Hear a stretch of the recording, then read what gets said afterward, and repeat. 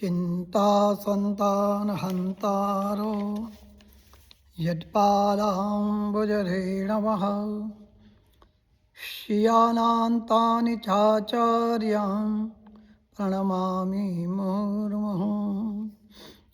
यदनुग्रहतो जन्तु सर्वदुःखातिगो भवेत् तमहं सर्वदा वन्दे श्रीमद्वल्लभनन्दनम्। अज्ञानतिमिराधस्य ज्ञानाञ्जनशलाकयः चक्षुरुन्मीलितं येन तस्मै श्रीगुरुवे नमः। नमामि हृदये लीलाक्षिप्राब्धिसायिनं लक्ष्मीसहस्रलीलाब्धि सेव्यमानं कलानिधिं। चतुर्भिश्च त्रिभिस्तदा षड्भिर्विराजते योऽसो पञ्चधारदे मम।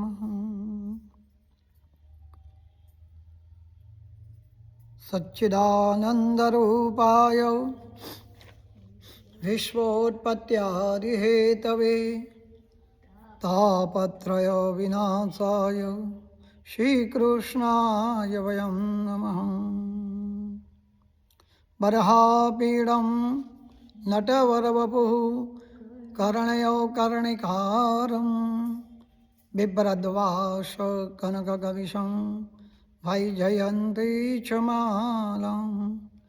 रत्नार्मेणुरदरसुदया पूरयन् गोपवृन्दे बृन्दारण्यं स्वपररमणं प्राविशद्भीतकीर्तिः। नारायणं नमस्कृत्यं नरं चैव नरोत्तमं देवी सरस्वती व्यासं ततो जयमुदीरयेत्। श्री कृष्ण कन्हैया लाल की जय। श्री पुरुषोत्तम भगवान की जय। મંદિરમાં બિરાજતા સર્વે દેવતાઓને મારા પ્રણામ છે। આજે દ્રઢધનવાનો પૂર્વજન્મમાં તે શું હતો એની કથા કરવામાં આવશે। વાલ્મીકી વાચ। દ્રઢધનવાનો વાક્ય સાંભળી વાલ્મીકી ઋષિ ધ્યાનમગ્ન થઈ ગયા। ત્યાર પછી વાલ્મીકી ઋષિએ દ્રઢધનવાને કહ્યું છે કે શૃણો ભૂપતિ શાર્દૂલ પ્રાપ્ત જન્મ ચરિતમ તવ। વાલ્મીકી કહે છે કે હે રાજા, તારા પૂર્વજન્મનું ચરિત્ર તું સાંભળ। હે રાજા, તું પૂર્વજન્મમાં દ્રવિડ દેશમાં ઉત્પન્ન થયેલા સુદેવ નામે તું એક બ્રાહ્મણ હતો અને તામ્રપાણી નદીના કિનારે રહેતો હતો। ધાર્મિક સત્યવાદી જે કંઈ મળે તેથી સંતોષ પામનાર હતો। ધાર્મિક સત્યવાદી જે કંઈ મળે એમાં તો સંતુષ્ટ હતો અને વેદાધ્યયન કરનારો, શાસ્ત્રને જાણનારો, વિષ્ણુ ભક્તિમાં પરાયણ રહેતો અને નિત્ય અગ્નિહોત્ર આદિ યજ્ઞોથી શ્રી હરિને સંતુષ્ટ કરતો હતો। આમ સર્વકાળે તો પ્રવર્તતો હતો અને તારી પત્ની પણ સુંદર હોય વર્ણન કરવા લાયક હતી, અને તેનું નામ એ ગૌતમ બ્રાહ્મણની પવિત્ર પુત્રી હતી, અને તેથી તેનું નામ ગૌતમી હતું, અને એવા નામથી તે પ્રસિદ્ધ હતી. જેમ પાર્વતીજી પ્રભુ શંકરની સેવા કરે છે, એમ ગૌતમી પણ પ્રેમથી પતિપરાયણ એવા પતિની સેવા કરતી હતી. ગૃહસ્થાશ્રમમાં ખૂબ જ જે વર્તન કરવાનું હોય એ રીતે વિધિપૂર્વક એ કરતી. આ જ પ્રમાણે ધર્મપૂર્વક એ બ્રાહ્મણ વર્તન કરતો હતો, અને એ રીતે એનો ઘણો લાંબો કાળ સુધી આ પ્રમાણે એની દિનચર્યા ચાલતી હતી. છતાં પણ એને કંઈ પણ સંતાન હતું નહીં. સંતાન માટે સુદેવને ચિંતા થવા લાગી.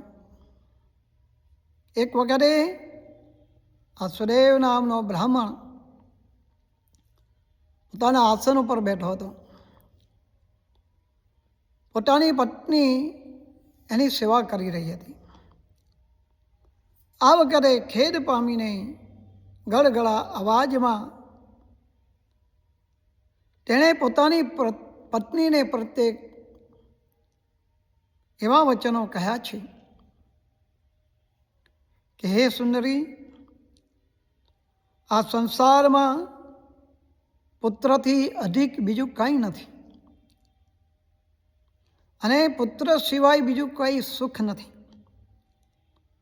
અને એ માટે કહ્યું છે કે તપ તથા દાનથી થતું પુણ્ય પરલોકમાં સુખ આપનાર થઈ પડે છે, પરંતુ શુદ્ર વંશમાં જન્મેલું સંતાન તો પરલોકમાં અને આલોકમાં પણ સુખકારક થાય છે. એવો શ્રેષ્ઠ પુત્ર મને પ્રાપ્ત ન થયો. તેથી મારું જીવન નિષ્ફળ છે. શુદ્ધ વંશમાં જન્મેલું સંતાન એ પરલોકમાં સુખ પમાડે છે. મારું જીવન નિષ્ફળ ગયું છે. મેં પુત્રને લાડ નથી લડાવ્યા, વેદનો અર્થ પણ નથી સમજાવ્યો, અને એનો વિવાહ પણ હું નથી કરી શક્યો. તેથી મારો જન્મ કેવળ વ્યર્થ ગણાય. હવે તો મારું જલ્દી મૃત્યુ થાય એ જ મને ઠીક લાગશે. મારું આયુષ્ય મને હવે ગમતું નથી. પતિના આ વચન સાંભળી તેની સુંદર પત્ની મનમાં ઉદાસ થઈ ગયા. પતિ ઉપરના પ્રેમથી તરબોળ બની, પણ તે ખૂબ જ ધીરજવાળી હતી, અને પ્રિય વાક્ય બોલવામાં ખૂબ જ એવી ચતુર હતી. તેથી પતિને આશ્વાસન આપવા લાગી, અને શાંતિજનક વચન બોલી છે કે મામા પ્રાણેશ્વર બ્રુહિ તુચ્છ વાક્યાની સાંપ્રતમ. ગૌતમી કહે છે, હે પ્રાણેશ્વર, આવા તુચ્છ વાક્ય હવે તમે બોલશો નહીં. આપ જેવા ભગવદ ભક્ત પંડિતો કદી મોહ પામતા નથી. તમે સત્ય ધર્મમાં તત્પર છો. સ્વર્ગલોકને તો તમે જીતી લીધો છે, અને વળી તમે જ્ઞાની પણ છો.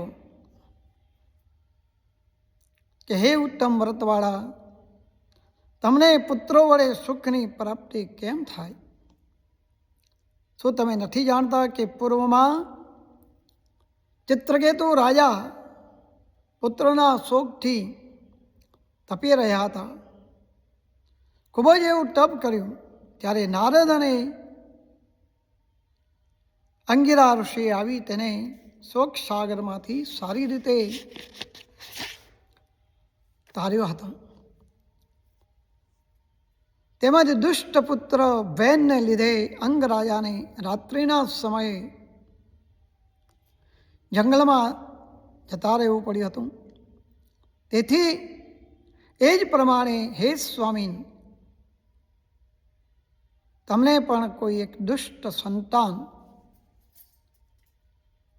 દુઃખદાયી થઈ પડશે, છતાં પણ તમને સારા પુત્રની એ લાલસા હોય તો એ તમે સર્વ પુરુષાર્થને આપનાર જગન્નાથ એવા હરિનું સ્મરણ કરો, હરિનું આનંદપૂર્વક આરાધન કરો. કે હે બ્રાહ્મણ, જે ભગવાનનું આરાધન કરી પૂર્વમાં કરદમ ઋષિ સાંખ્ય શાસ્ત્રના આચાર્ય અને યોગીઓમાં શ્રેષ્ઠ પ્રખ્યાત એવા કપિલ દેવને પુત્ર તરીકે પ્રાપ્ત કર્યા હતા. ધર્મપત્નીનું આવું વચન સાંભળી બ્રાહ્મણોના શિરોમણી એવા સુદેવ બ્રાહ્મણે આ પ્રમાણે કરવાને માટે નિશ્ચય કર્યો. પોતાની પત્ની અને પત્નીને સાથે તામ્રપર્ણી નદીના કિનારા ઉપર ગયો છે. સ્નાન કર્યા પછી શુદ્ધ અને પવિત્ર થયો અને તેણે શ્રેષ્ઠ તપ કરવા માંડ્યું. તેમાં દર પાંચમા દિવસે કેવળ સૂકા એવા પાંદડા ભક્ષણ કર્યા છે. જળનો આહાર કરવો. આમ તપ કરતા એના 4000 વર્ષ વીતી ગયા. હે બ્રાહ્મણ, હે નારદજી, તપના ભંડાર એ સુદેવના એ તપથી ત્રણેય લોક કંપવા લાગ્યા છે. ત્યારે ભક્ત વત્સલ ભગવાન એનું એ ઉગ્ર તપ જોઈને તરત જ ગરુડ ઉપર સવાર થઈ ત્યાં પ્રગટ થયા છે, દર્શન આપ્યા છે. તમ દ્રષ્ટવા નવજલદોપમં મુરારિમ, શ્રી નારાયણ કહે છે કે નવા મેઘ જેવા શ્યામ પ્રસન્ન મુખવાળા, જગતનું રક્ષણ કરવામાં તત્પર એવા 4 ભુજાઓથી યુક્ત મુકુંદ મુરારીના દર્શન કરી સુદેવ બ્રાહ્મણે તેમને સાષ્ટાંગ એવા દંડવત પ્રણામ કર્યા છે. નારાયણ કહે છે ત્યાર પછી સુદેવ બ્રાહ્મણે 2 હાથ જોડીને ભગવાનની આગળ ભક્તવત્સલ શ્રી કૃષ્ણ ભગવાનની સ્તુતિ કરી છે કે નમસ્તે દેવદેવેશ ત્રૈલોક્ય ભય પ્રભો સર્વેશ્વર નમસ્તેસ્તુ ત્વામહં શરણં ગતઃ. સુદેવ બ્રાહ્મણની ભગવાનની જે પ્રાર્થના છે કે હે દેવના ઈશ્વર, ત્રણેય લોકમાં અભય વરદાન કરનાર હે પ્રભુ, આપને હું નમસ્કાર કરું છું. હું આપને શરણે આવી છું કે હે શરણાગત વત્સલ, મારું રક્ષણ કરો. હે શરણાગત વત્સલ, આપને હું નમસ્કાર કરું છું. જગતના એક રક્ષક, સર્વ કર્મના ફળના બીજરૂપ જગતનો સંહાર કરનાર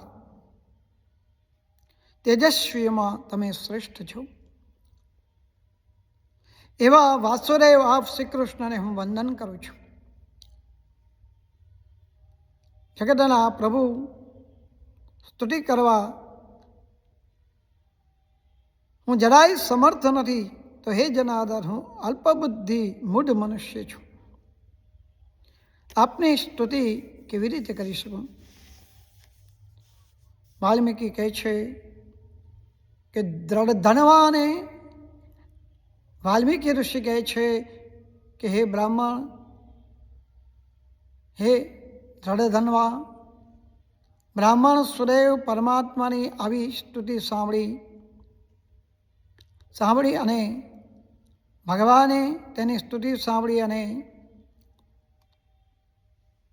તે સુદેવ ભગવાનની સમક્ષ ઊભો છે. ત્યારે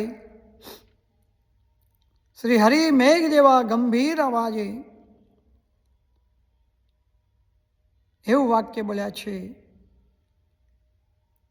કે હરિવાચ સમ્યક સંપાદિતમ વત્સ યત્કત્વા ચરિતમ તયા. શ્રી હરિએ કહ્યું કે હે પુત્ર, તે તપ કર્યું છે, અતિ ઉત્તમ કર્યું છે.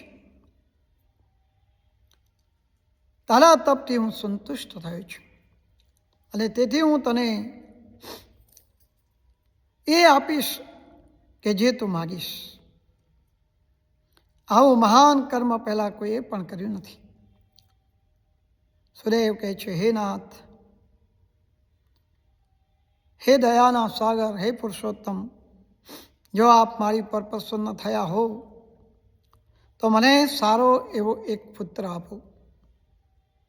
પુત્ર વિનાનો સુનો સંસાર ગ્રસ્તાશ્રમ મને જરાય ગમતો નથી.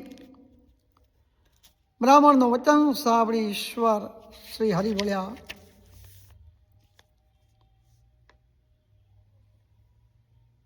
કે હે સુદેવ બ્રાહ્મણ, તે મારી પાસે પુત્રની માગણી કરી છે, પણ પુત્ર વિના બીજું બધું ઘણું જ દેવા જેવું છે અને એ તને આપીશ. પણ પુત્રનું સુખ તારા જીવનમાં નથી. કે હે પુત્ર, વિધાતાએ તારા માટે પુત્ર સુખ નિર્માણ કર્યું નથી. તારા લલાટમાં વિધાતાએ જે અક્ષરો લખેલા છે એ બધા જ મેં જોઈ લીધા છે. એમાં 7 જન્મમાં તને પુત્ર સુખ નથી. હરિનું આ પ્રમાણેનું કઠોર એવું વચન વાક્ય સાંભળી બ્રાહ્મણ સુદેવ કાપાયેલા મૂળવાળા વૃક્ષની પેઠે પૃથ્વી ઉપર પછડાઈ ગયું છે. આ વખતે પતિને એમ પડેલા જોઈને તેની સ્ત્રી અતિશય દુઃખ પામી છે. પોતાના સ્વામીને પુત્રની ઈચ્છાથી બેભાન પડેલો જોઈ ત્યાં રુદન કરવા લાગી, રડવા લાગી છે. ધૈર્ય ધરી તે સ્ત્રી પોતાના પતિને કહેવા લાગી કે ઉત્તિષ્ઠ હે નાથ, કિમ ન સ્મર્ષ્યમે વશઃ, વિધાત્રા લિખ્યતે ભાલે તલ્લમેવ સુખાશુખમ. ગૌતમી કહે છે, હે નાથ, તમે ઉઠો, મારું વચન તમે સાંભળો. મારું વચન તમે યાદ કેમ કરતા નથી? વિધાતાએ લલાટમાં જે સુખ અને દુઃખ લખે હોય એને મનુષ્ય ભોગવે છે, અથવા હર કોઈ મનુષ્ય પોતે કરેલા કર્મનું ફળ ભોગવે છે.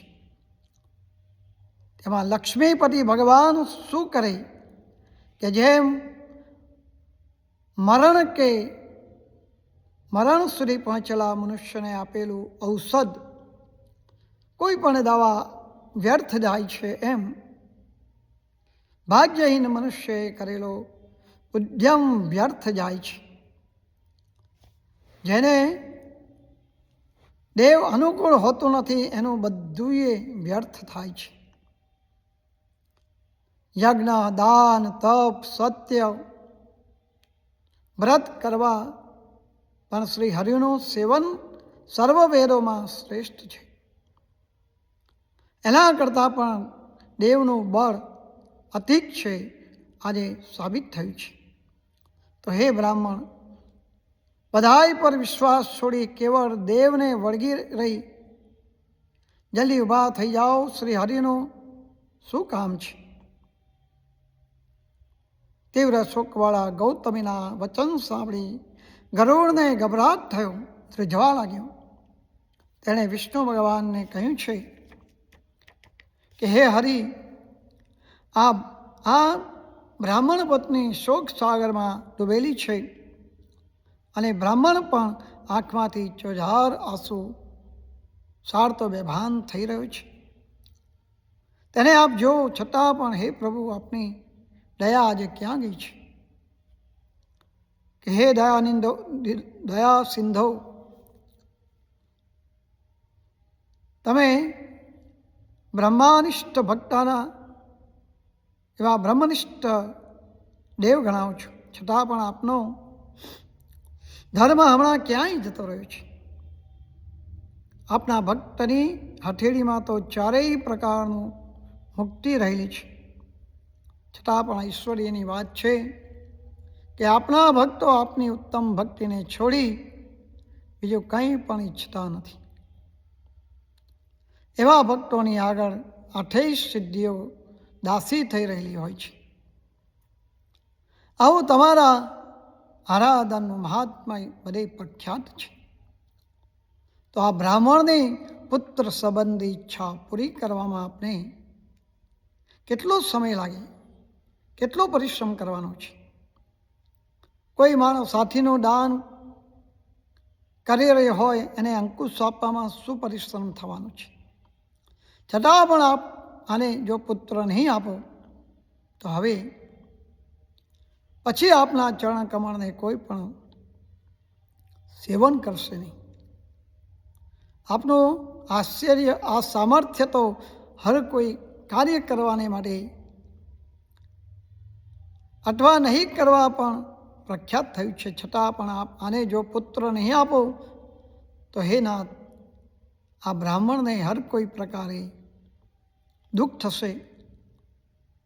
માટે તેને એક પુત્ર આપો, કારણ કે આપનું આરાધન કરીને જ સુદામા બ્રાહ્મણે વૈભવ પામ્યો હતો અને આપણી કૃપાથી જ આપે ગુરુ કરેલા સાંદીપની કે જે મરી ગયેલા પોતાના પુત્રને તેમની પત્નીના કહેવાથી ફરીથી જીવતો થયેલો મેળવી શક્યા હતા. આમ સમજીને આ બંને સ્ત્રી પુરુષ પુત્રની ઈચ્છાથી આપને શરણે આવ્યા છે. ભગવાન કહે છે, ગરુડનો નારાયણ કહે છે કે ગરુડનું એ વચન સાંભળી વિષ્ણુ ભગવાને ગરુડ પ્રત્યે અમૃત જેવું વચન કહ્યું છે કે હે ગરુડજી, ભલે આ બ્રાહ્મણને તમે એક જ મનગમતો શ્રેષ્ઠ પુરુષ જલ્દીથી આપો.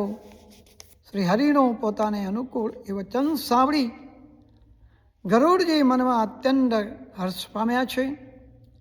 તેમણે મનમાં અતિશય ખેદ પામતા બ્રાહ્મણ સ્વદેવને તરત જ એક સુંદર સુયોગ્ય એવા પુત્રનું વરદાન આપ્યું છે. ઇતિ શ્રી બૃહદ નારદ્ય પુરાણે પુરુષોત્તમ માસ મહાત્મ્ય ધૃધન્વા ઉપાખ્યેન શ્રી નારાયણ નારદ સંવાદે સુદેવ પ્રદાન નામને પંચદશોધ્યાય. શ્રી પુરુષોત્તમ ભગવાન કી જય. હવે અધિક માસની આપણે અમૃત ધારામાં લોકકળાનું શું મહત્વ છે એની કથા છે. એક ગામમાં ગંગા નામે એક બ્રાહ્મણ પત્ની રહે છે. આ બાઈ ઉંમરે વિધવા થઈ પાસે માયામાં કાંઈ મળે નહીં, પરંતુ એક દીકરો હતો, તેથી મન વાળીને લોકોના કામ કરીને પોતાનું ગુજરાન ચલાવતી હતી. છોકરો જરા બટકો હતો, ઠીંગણો હતો, તેથી બધા એને બટુક કહીને બોલાવતા. છોકરો 12 વર્ષનો થયો ત્યારે બ્રાહ્મણીને કંઈક એવી તાળક વળી. તે રોજ સવારે ઉઠીને ભિક્ષાંદેહી કરવા જાય, ઘેર ઘેર ભિક્ષા માગી લાવી, અને એમાં જે કાંઈ સીધું દક્ષિણા મળે છે એમાં પોતે સંતોષ પામવા લાગી. એક વખતે પવિત્ર પુરુષોત્તમ માસનું આગમન થયું. બધા ભાવિક ભક્તો નદીએ સ્નાન કરવા જવા લાગ્યા. બ્રાહ્મણી પણ રોજ નદીએ જતી અને કાંઠાગોળની વાત સાંભળતી. દેવ દર્શન કરી પુરુષોત્તમ મહારાજનું રટન કરતી અને ઘેર આવતી. જ્યારે છોકરાનું ધ્યાન ભિક્ષાંદેહીમાં જ હતું, તેથી નદીએ સ્નાન કરવા જતો નહીં અને પુરુષોત્તમ ભગવાનનું નામ પણ લેતો ન હતો. આ વાત સાંભળી બ્રાહ્મણીને એ ગમ્યું નહીં. આમ ને આમ માસ પૂરો થવા આવ્યો છે. હવે ગણતરીના 5 દિવસ બાકી રહ્યા હતા.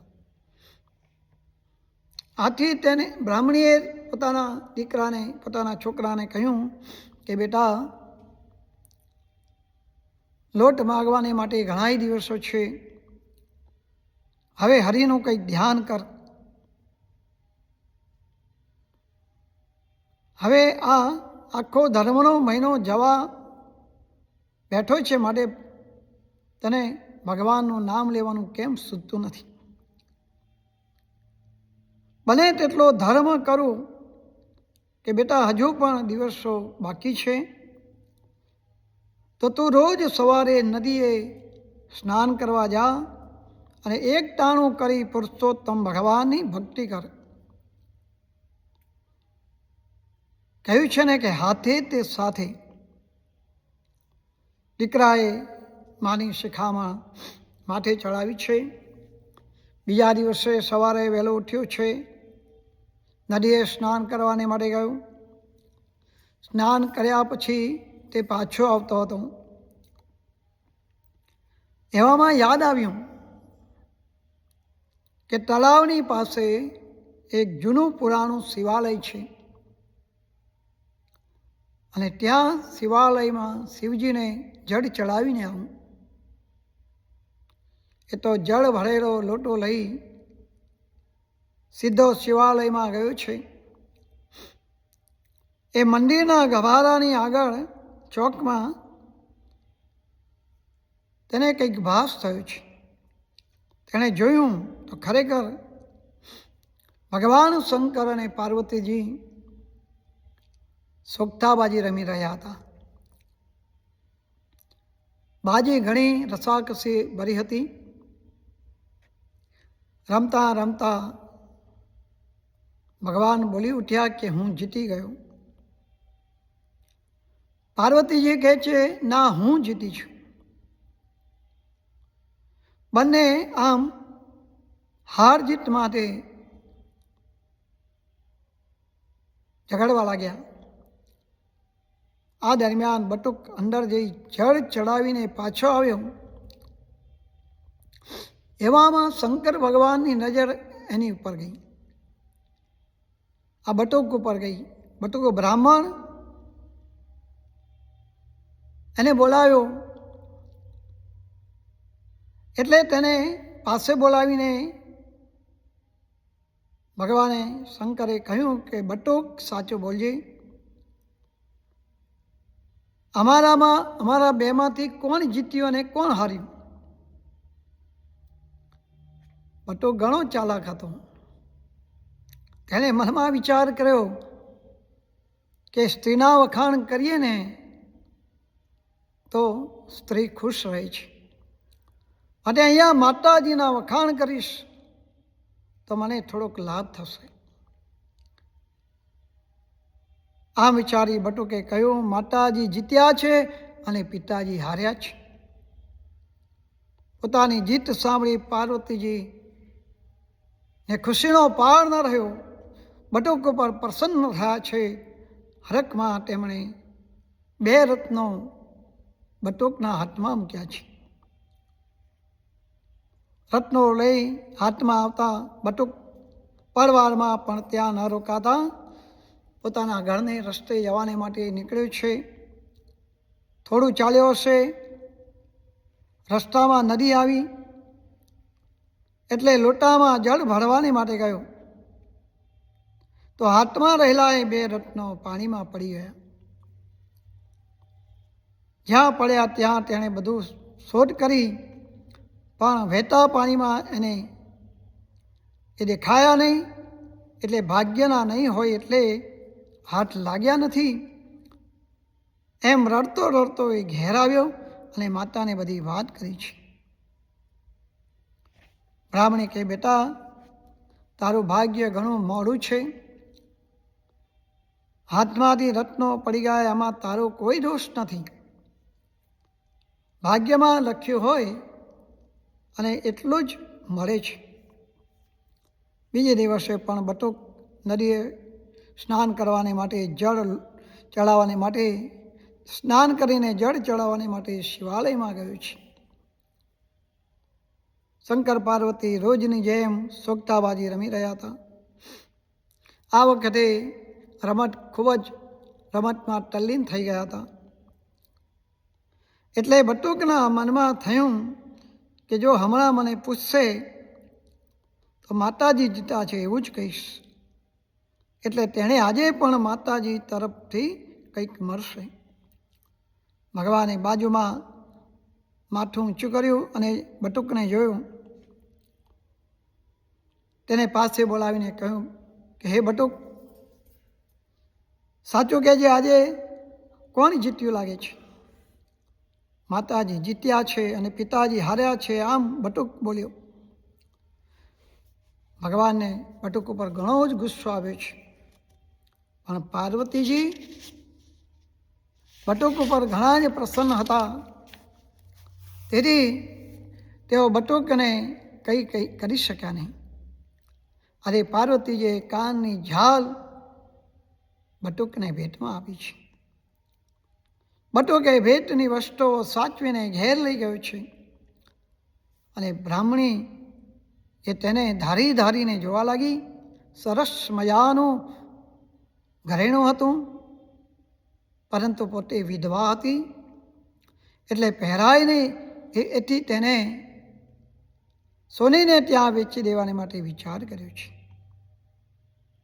એવામાં તેને યાદ આવ્યું કે સગડી ઉપર દાળ મૂકી છે, તેથી એ ઝાલને ત્યાં આવેલા ગોખલામાં મૂકીને રસોડામાં ગઈ છે.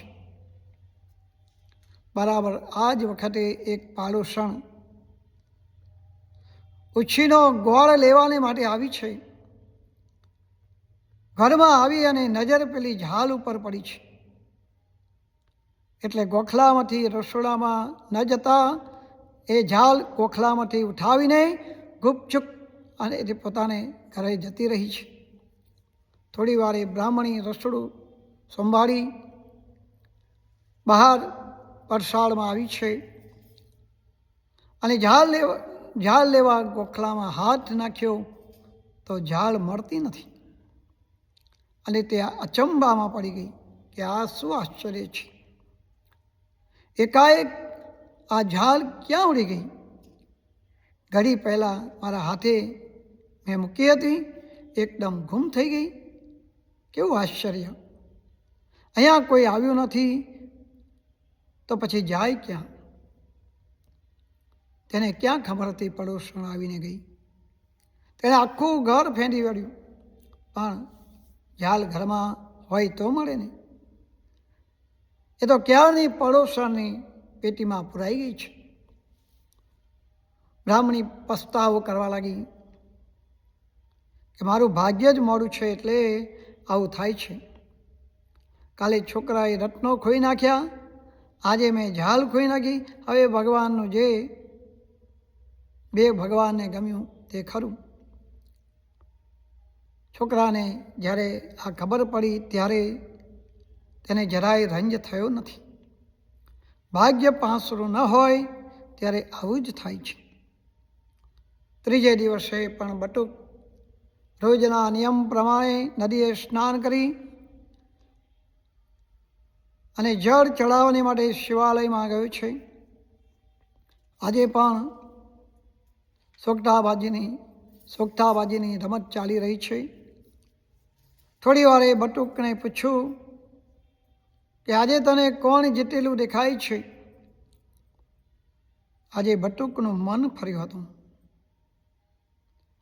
એમ જ કહેવાનો હતો કે પિતાજી જીત્યા છે, પણ થોડી વારમાં એને ખબર પડી કે આ જોગી બાવા જેવા શંકર ભગવાનની પાસે છે શું?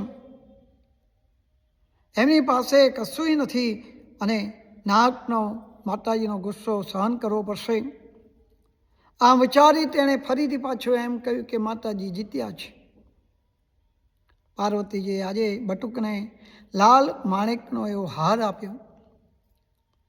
બટુક તો મનમાં હરખાતો પોતાની માતાની પાસે દોડી ગયો છે. બ્રાહ્મણી આંગણામાં કચરો વાળતી હતી. એના હાથમાં બટુકે પેલો હાર મૂક્યો. કિંમતી હાર જોઈને બ્રાહ્મણી તો એવી ગાડી ગેલી થઈ ગઈ. એ તો ધારીને માણેકને જોવા લાગી. ત્યાં તો એક સમડી આવી અને હારને ચાંચમાં ભરવી એ હારને ખાવાનું સમજી અને ઝડપ મારીને પડવારમાં તે ઉડી ગઈ. હાર લઈ ગઈ. ક્યાંય સમડી ઉડી ગઈ તેની ખ્યાલ ન રહ્યો. બ્રાહ્મણી અને બટુક તો ઘણા જ દુઃખી થઈ ગયા. તેમને સમજણ ન પડી કે વસ્તુ મળે છે કેમ અને જતી રહે છે કેમ. અમે આ વસ્તુને ભોગવી કેમ શકતા નથી? બંને ભાગ્યના દોષ કાઢી પોતપોતાના કામે લાગી ગયા છે. ચોથે દિવસે બટુક શિવાલયને આગળ જઈ સોગઠાબાજીની રમત જોવા લાગ્યો. આજે તેણે મનવાળીને કહ્યું કે આજે પિતાજી જીત્યા છે, મારે ખોટું બોલવાનું છે. આજે બાજી પિતાજીના હાથમાં છે એટલે તમે જીત્યા છો એવું મારાથી કેમ કહેવાય? આ તો બાજીની રમત છે. હાર અને જીત તમારા પરથી ચાલ્યા કરે છે. પાર્વતીજીએ કહ્યું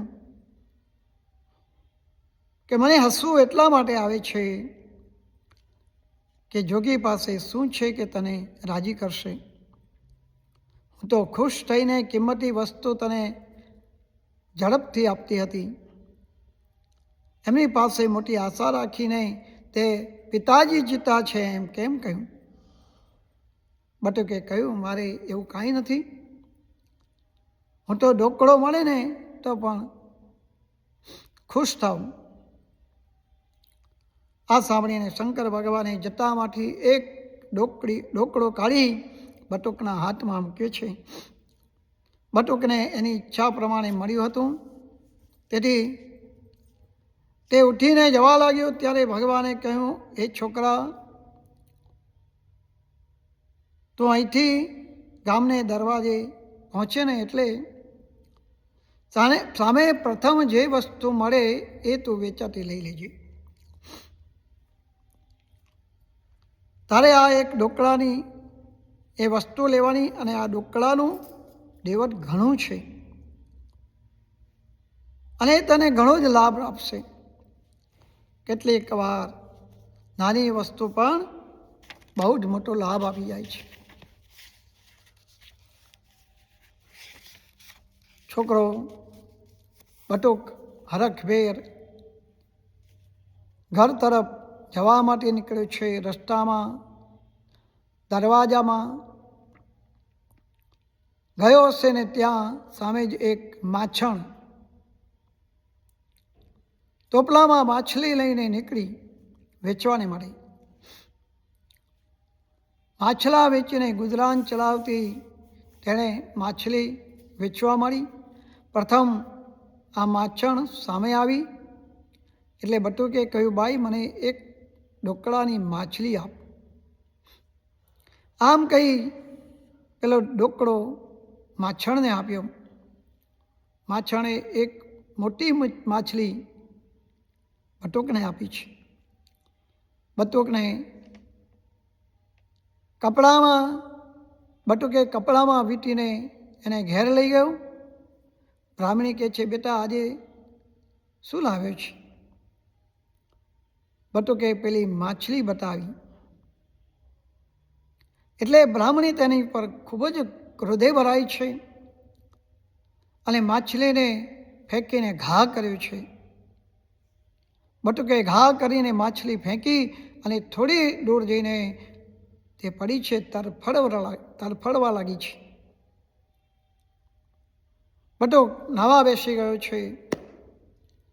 એ સ્નાન કરીને પછી કપડાં બદલીને આવ્યો છે. ઉડતી ઉડતી એક સમડી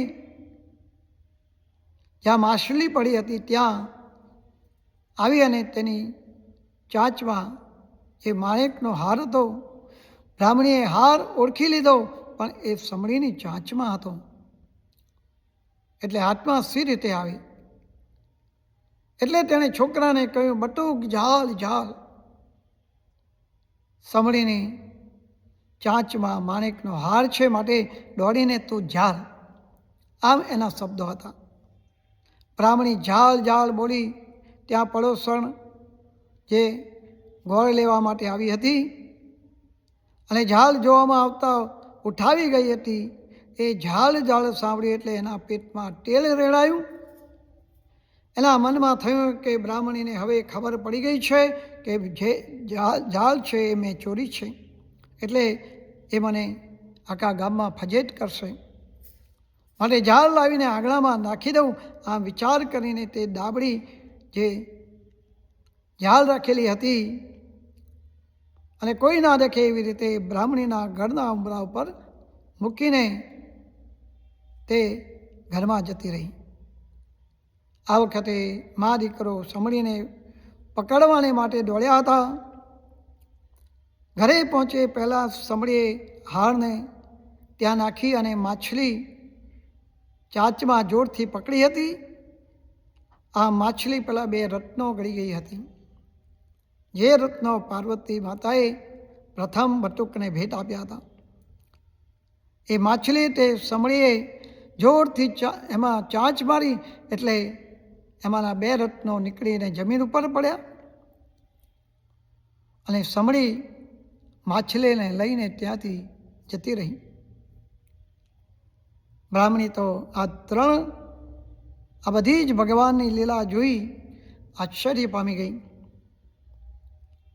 ગુમાવેલા હાર, રત્નો અને બંને એકી સાથે અહીંયા તેને જોવામાં આવ્યા. હવે ઝાલ પણ મળી આવશે એને આશા બંધાઈ. બટુક માણેકનો હાર અને રત્નો લઈ લીધા અને પછી બંને મા દીકરો ઘરમાં પ્રવેશ કરવાને માટે જાય છે. ત્યાં ઉંબરા ઉપર પડેલી પેલી ઝાલ એના જોવામાં આવી છે.